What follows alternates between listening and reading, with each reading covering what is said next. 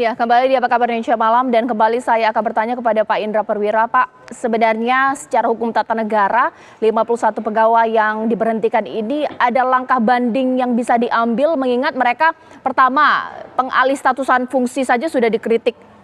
Status dari pegawai KSS sudah dikritik dari awal. Tes wawasan kebangsaan bahkan materi tes wawasan dikatakan tidak relevan. Nah, masih ada celah banding atau mungkin ini sudah final secara hukum tata negara, Pak? Ya, sebetulnya kalau mereka merasa ada hak yang dilanggar itu kan mereka masih bisa melalui pengadilan ya, kalau memang merasa. Hanya kan saya confused ini melihat berita yang terjadi. 51 orang itu akan mempertahankan hak mereka, memperjuangkan hak mereka atau ingin menurunkan pimpinan KPK. Ini kan jadi confused. Nah, kalau misalkan ada unsur katakanlah pelanggaran yang oleh pimpinan dalam memberikan tes atau apapun, itu kan Undang-Undang Nomor 19 Tahun 2019 sudah memberikan adanya Dewan Pengawas KPK yang salah satunya itu tugasnya adalah menerima dan menindaklanjuti pengaduan masyarakat terkait dengan pelanggaran kode etik dari pimpinan maupun pegawai KPK.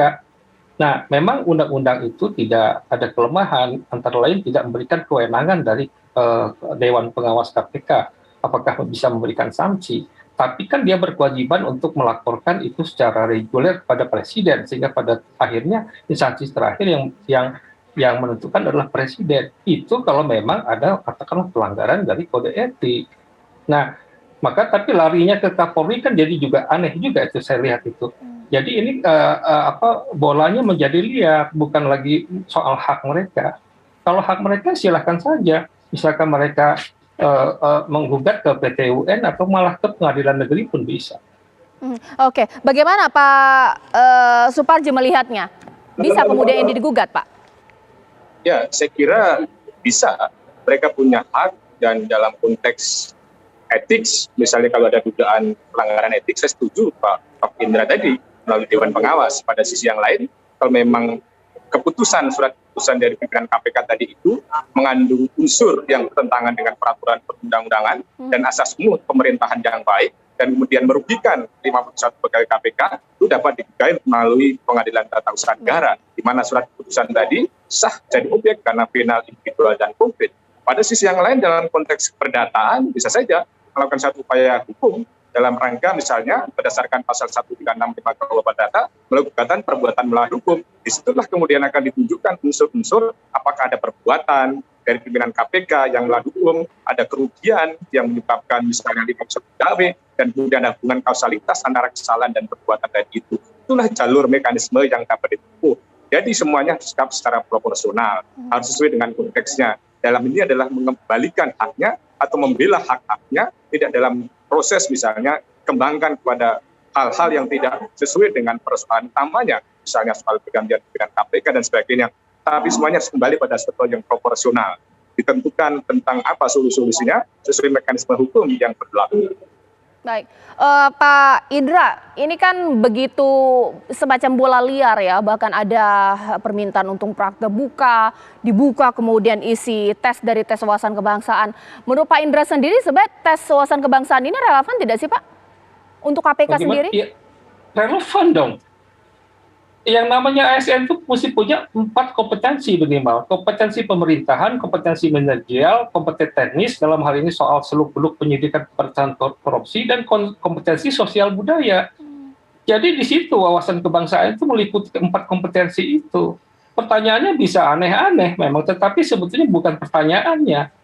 Apakah pertanyaan itu menjadi penilaiannya itu? Nah, kita kan tidak mau. Bagaimana cara membukanya? Membukanya atas perintah peradilan, tidak bisa membuka terpaksa. Itu disumpah kok para asesor itu tidak boleh membuka kecuali atas perintah pengadilan. Jadi lakukan saja gugatan dulu ke pengadilan. Nanti kalau pengadilan memerintahkan membuka dokumen-dokumen itu, silahkan. Nanti dibuktikan adakah memang ada kesalahan, kesengajaan atau unsur-unsur tertentu yang melawan hukum, yang memang untuk menyingkirkan 51 orang itu. Tetapi harus dipahami, yang namanya tes dimanapun di seluruh dunia, itu ada yang lulus, ada yang tidak lulus. Kan begitu saja, hal yang wajar. Oke, kalau Pak Suparji melihatnya bagaimana? Karena ini kan meminta perang terbuka, dibuka hasil tes dan juga proses-proses dan juga penilaiannya. Bagaimana Pak?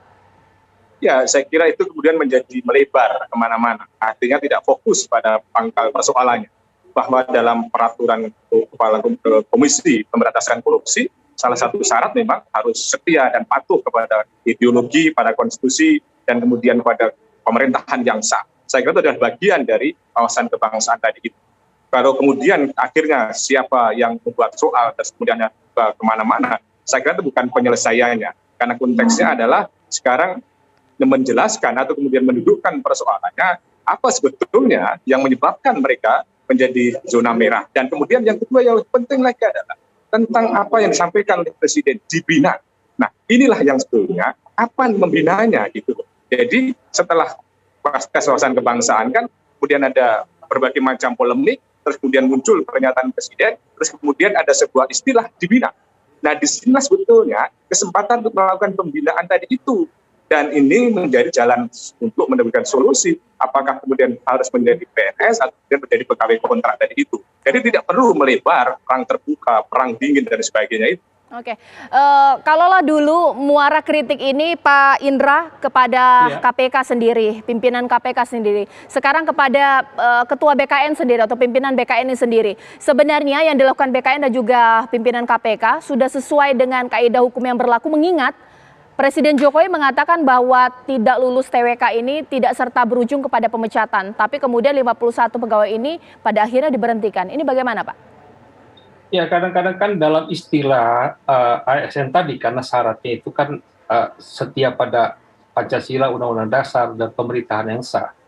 Di dalam agak berbeda dengan pegawai-pegawai lain, ini di ASN itu tidak boleh insubordinasi, karena itu merupakan tindakan indisipliner. Katakanlah, misalkan mau dibina, kita tidak tahu apa yang terjadi. Misalkan mau dibina, tapi mereka menolak.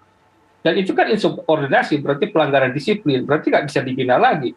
Saya tidak tahu persis bagaimana, tapi saya yakin 51 orang itu pasti ada alasan yang logis. Gitu. Oke. Baik, Pak Suparji, ini kan juga ketika ada pernyataan sebelumnya Presiden Jokowi mengatakan bahwa tidak boleh langsung dipecat kalau tidak lulus TWK. Ini yang kemudian menjadi alasan mereka yang kontra menggugat hal ini bagaimana, Pak? Ya, saya kira itu adalah yang dapat dilakukan mengingat memang punya rasionalisasi.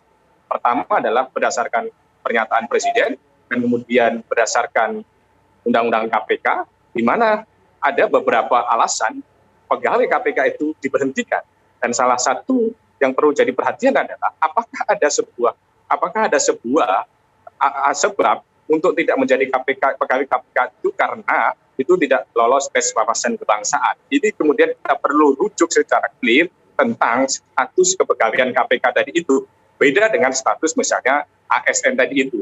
Jadi saya kira ini adalah satu hal yang perlu kemudian dikembalikan pada akar persoalannya. Jadi tidak perlu kemudian melebar tentang hal-hal yang tidak produktif tadi itu. Oke, baik.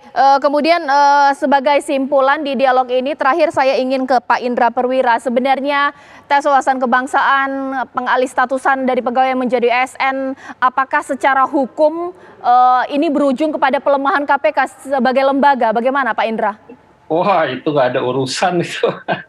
Itu dikait-kaitkan saja. Itu landasannya ketidakpercayaan. Bagaimana kita membangun sistem dengan sebuah prasangka? Saya kira nggak mungkin bisa jalan. Jadi saya kira itu hanya suatu alasan dicari-cari. Saya melihat tidak. Tetap saja kinerja KPK sampai sekarang juga jalan tuh. Di Jawa Barat sendiri berapa bupati itu ditangkap kemarin, itu kan buktinya nggak ada yang selesai. Tapi kalau IPM, indeks prestasi korupsi yang dijadikan dasar loh, IPM itu kan memang tidak, IPK itu kan tidak menggambarkan korupsi dalam makna yang sebenarnya, karena itu terkait dengan pelayanan publik dan sebagainya. Jadi nggak usah diputer-puter lah. Saya kemarin tadi sepakat dengan rekan tadi, kita fokus saja persoalan. Terima kasih. Baik, terima kasih Pak Indra, terima kasih Pak Suparji. Suka tidak suka mungkin itulah pandangan secara hukum pidana dan juga hukum tata negara pastinya. Kita tunggu ini bagaimana akan bermuara, tapi setidaknya dua narasumber saya memberikan sudut pandang yang pastinya bisa menjadi tambahan wawasan untuk Anda. Terima kasih Bapak-Bapak seluruh narasumber saya.